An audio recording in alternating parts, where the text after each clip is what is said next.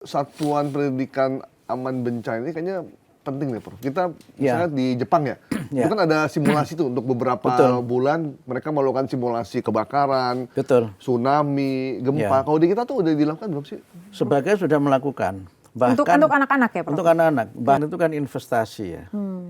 Semua kita sepakat bahwa Pak Prabowo juga berkali-kali mengatakan bahwa pendidikan ini adalah sarana yang sangat menentukan bagaimana masa depan bangsa.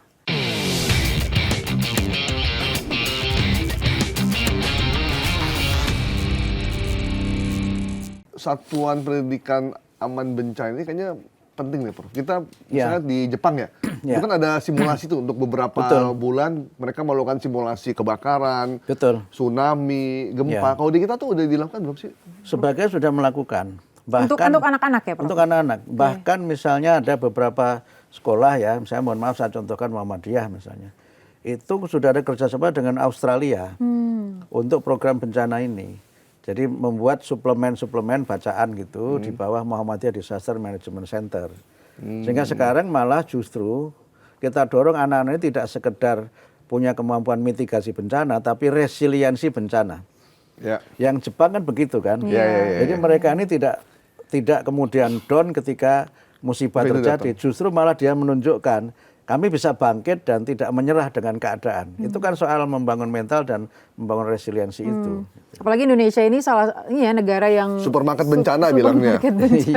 Ada aja gitu ya kejadian-kejadian. Kalau untuk psikolognya sendiri nanti rencana akan dikirim dari mana aja, Prof? Selain tadi Prof katakan ada komunitas-komunitas. Ya itu kan yang tadi saya sampaikan itu yang bermitra langsung dengan kami. Ada juga saya lihat di lapangan yang dikirim oleh berbagai organisasi. Jadi banyak organisasi yang datang membawa bantuan tidak hanya berupa makanan atau berupa misalnya kebutuhan sehari-hari, tapi juga membawa tim relawan untuk psikososial itu. Jadi nanti akan bekerja sama di lapangan ya? Betul. Ya. Ini kan karena ini nggak bisa dilakukan oleh kementerian sendirian kan, mesti ada sama dinas pendidikan di daerah kan. Betul, ya. Nah itu kerjasamanya seperti apa, Prof? Kan kita tahu mereka juga kondisinya kan kena dampak juga gitu. Dan sebagian dari pemerintah daerah memang mereka selain tidak punya pengalaman atau belum punya pengalaman juga tidak punya sumber daya dan tidak punya sumber dana. Udah nggak punya sumber daya, nggak punya sumber dana, pusing dah kita, Prof. Sehingga kan sempat kita ikuti di medsos kan ada yang seorang kepala daerah yang mengatakan kami nggak bisa apa-apa dan sebagainya. Mungkin karena saking bingungnya. Ya. Akhirnya bingung tuh dia umroh. Karena bingung kan dia minta doa kali ya. Itu dia menenangkan diri sendiri tapi membingungkan rakyat secara keseluruhan. Nah itu yang tidak boleh terjadi pada generasi yang akan datang. Anak-anak kita harus kita didik supaya menjadi generasi yang dia tidak hanya menyelamatkan diri tapi juga menyelamatkan orang lain. Gitu. Prof, kenapa pendidikan itu menjadi hal yang penting di tengah bencana? Sehingga kita harus benar-benar membuat sekolah yang tadinya hancur harus kembali direhab dan anak-anak tetap harus sekolah. Dan ini juga cukup cepat begitu loh, mengingat kan masih banyak yang harus dievakuasi dulu gitu. Ya pendidikan itu kan investasi ya. Semua kita sepakat bahwa Pak Prabowo juga berkali-kali mengatakan bahwa pendidikan ini adalah sarana yang sangat menentukan bagaimana masa depan bangsa. Pendidikan ini adalah sarana sesuai Astra-Cita keempat itu menjadi bagian dari bagaimana kita membangun generasi yang kuat, sumber daya manusia yang unggul. Pendidikan itu investasi, jadi banyak uang yang kita beri pendidikan itu bukan spending. Itu bukan spending, itu investasi. Yang dampaknya bisa kita lihat sekian tahun yang akan datang. Sekarang kita berpikir Indonesia 2045, 20 tahun ke depan. Wajah Indonesia 2045 itu penentunya adalah mereka sekarang belajar di pendidikan dasar dan menengah. Benar. Yang SD 20 tahun lagi lulus kuliah. Yang SMP sudah kerja jadi wartawan top seperti Anda berdua. Gitu kan. Yang lainnya sudah jadi tokoh. Karena itu kita harus berpikir 20 tahun ke depan. Jadi kalau kita tidak membenahi pendidikan dasar ini dari sekarang, mohon maaf, bisa jadi bukan generasi emas, tapi generasi cemas yang terjadi. Betul.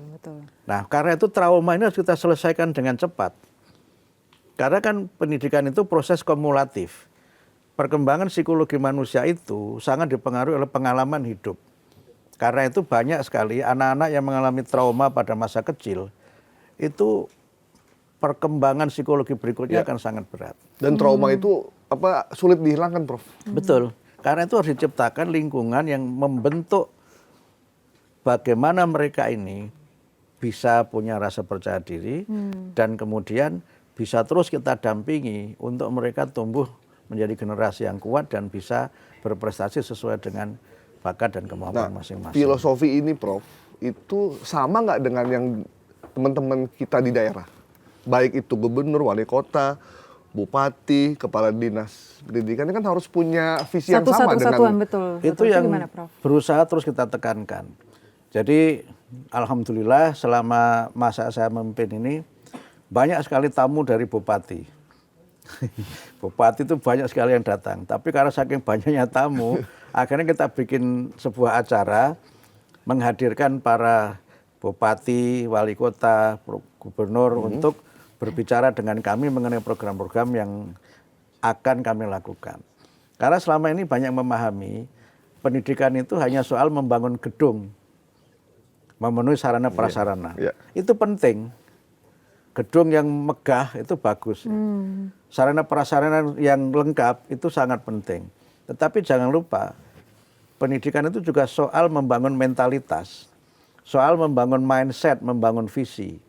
Nah, ini yang juga kami tekankan kepada para kepala daerah lewat program-program kami lakukan.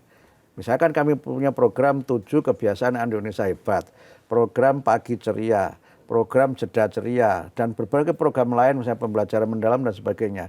Itu kan aspek internal memperbaiki dari sisi ruhaniyahnya lah kira-kira kalau kita pakai bahasa yang lain.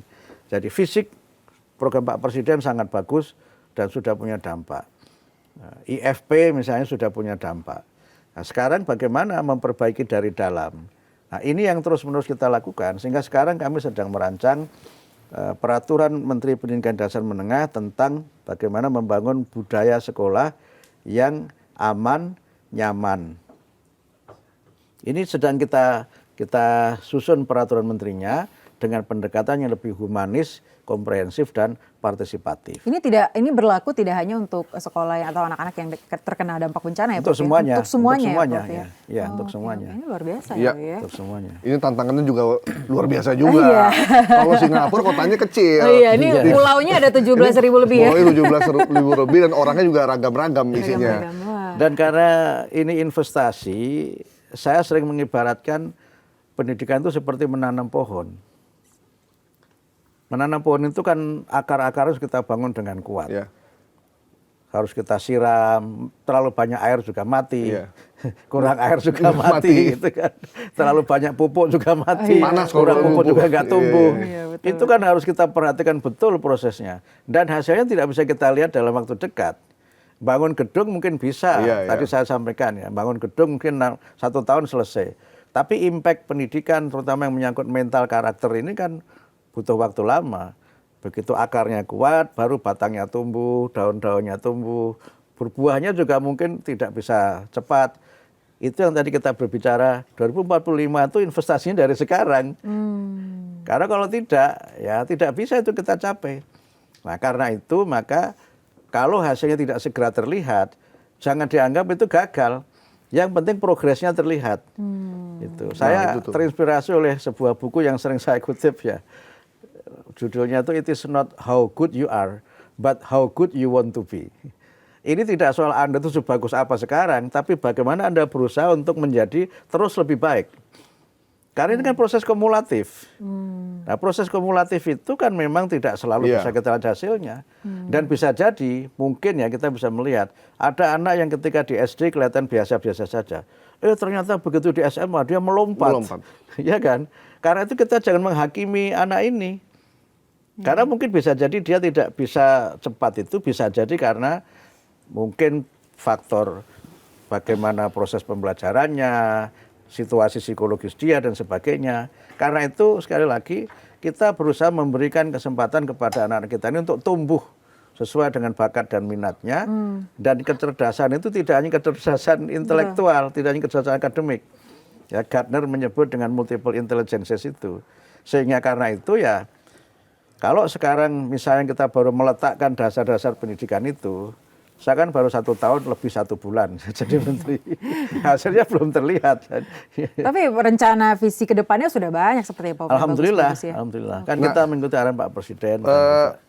Kadang masyarakat tuh tidak melihat bahwa pendidikan itu sebuah proses, Prof. Betul. Bahwa pendidikan tuh nggak sama kayak infrastruktur ya. Iya. Kementerian PUPR kan mesti kelihatan tuh jalannya. Kalau pendidikan tuh kan memang prosesnya dalam diri muridnya. Betul. Dan terlihatnya dalam beberapa tahun ke depan gitu ya, Pak ya. Raffi. Ya pengalaman Anda berdua lah. Tuh, saya ini ya anak-anak SD yang terdampak gempa 2004. Nah, Prosesnya strong juga nih. Iya betul.